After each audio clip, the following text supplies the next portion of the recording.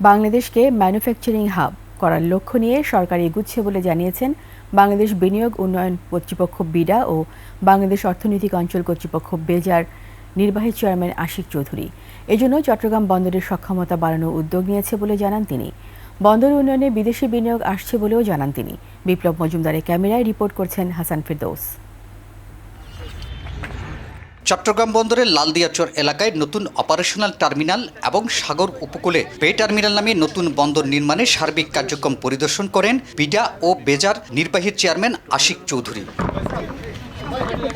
বর্তমান সরকারের লক্ষ্য চট্টগ্রাম বন্দরকে একটি ম্যানুফ্যাকচারিং হাব হিসেবে গড়ে তোলা। সেই লক্ষ্য নিয়ে কাজ করা হচ্ছে বলে জানান বিডার চেয়ারম্যান। ওয়ার্ল্ডের যারা টপ পোর্ট অপারেটর তাদেরকে আনার আমাদের মূল উদ্দেশ্য হচ্ছে যে আমাদের যেহেতু আমাদের ল্যান্ড লিমিটেড, আমাদের ক্যাপাসিটি লিমিটেড, সেই লিমিটেড ক্যাপাসিটিকে যাতে আমরা বেস্ট ইউটিলাইজ করতে পারি। এদিকে কাট্টলী সাগর উপকূলে বে টার্মিনাল নামে নতুন বন্দর গড়ে তোলা প্রসঙ্গে বিডার চেয়ারম্যান বলেন, পিএসএ এবং ডিপি ওয়ার্ল্ড রাফালি নামের দুইটি বিদেশি প্রতিষ্ঠান $1 মিলিয়ন বিনিয়োগের আগ্রহ প্রকাশ করেছে।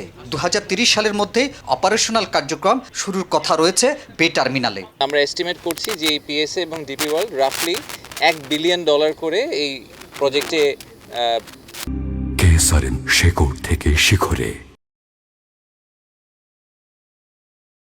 ইনভেস্ট করবেন। বন্দর চেয়ারম্যান জানান, বন্দরের 4টি নতুন অপারেশনাল টার্মিনালের মধ্যে 3টি অনুমোদন দিয়েছে সরকার। 4টা টার্মিনাল আমাদের প্ল্যান, ইনিশিয়ালি আমাদের 3টা অ্যাপ্রুভ হয়েছে, যেটা আমরা করব।